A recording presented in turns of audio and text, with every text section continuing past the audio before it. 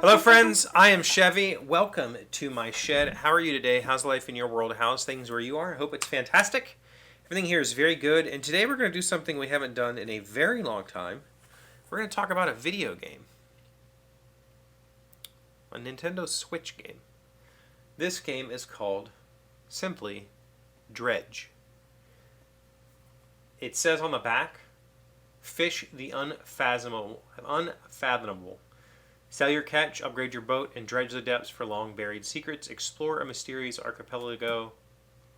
Archipelago? Yeah, whatever. And discover why some things are best left forgotten. This game was billed as a fishing game, which is technically correct. There is fishing in this, but it is very unlike any other fishing game I've ever played. And I very much enjoyed it. Being the only game that I've played on my Switch this year. I haven't turned my Switch on at all this year before playing this. It's really good. Here's the thing, it's kind of it's billed as being Lovecraftian. I would say that's very accurate. It is a dark game with some dark themes and some twisted creatures and strange happenings. That's all in here. But it's a very simple game. And as I've gotten older, I've talked a good bit about this in the past when doing game reviews. I find that games like this are the games I'm looking for these days. Games where the play is chill. There's really no way to fail. There's really no way to fail in this game. Your boat can get broken and you can, reload the last save, but it's not. This isn't like a game where you have to like mash buttons to fight a boss or do anything. Like, it's just a kind of a chill experience with some twisted stuff. First of all, the twisted stuff, that's my jam. Like the aesthetics of this game, the kind of mysterious, almost New England setting.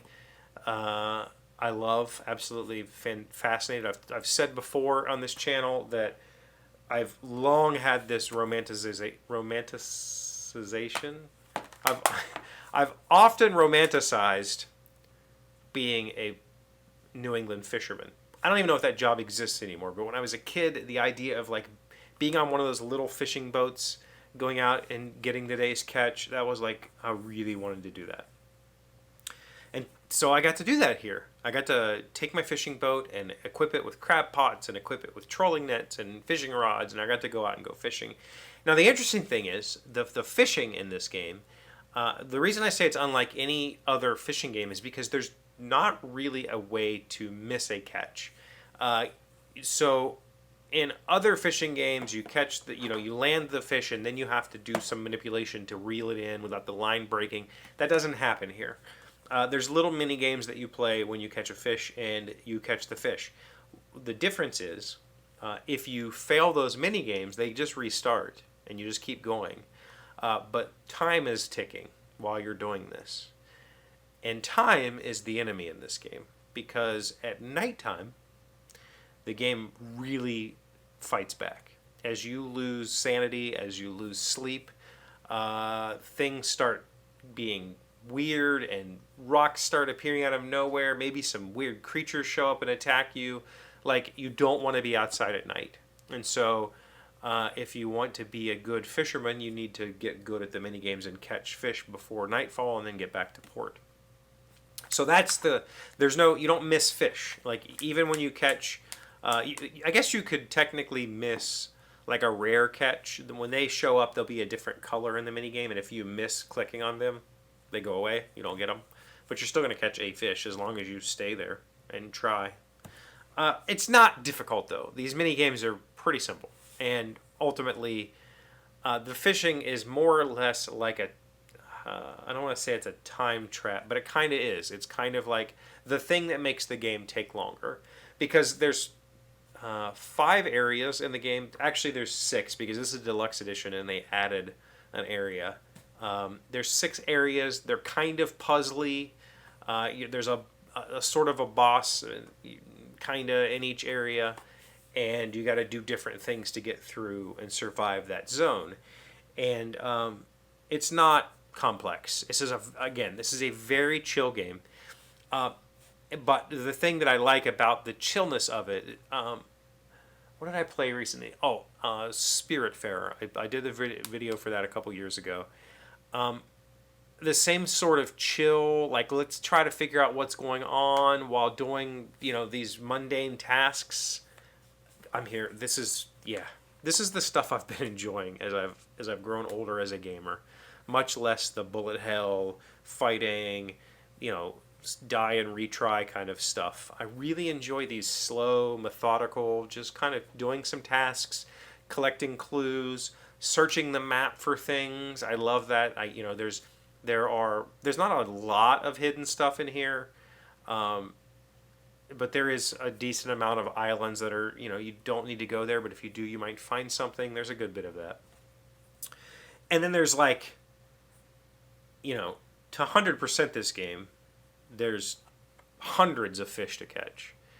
And there's aberrations of those fish. So the fish you catch might have some sort of twisted aberration. And so there's multiple aberrations of all the species. Like you could spend forever trying to catch 100% of the fish.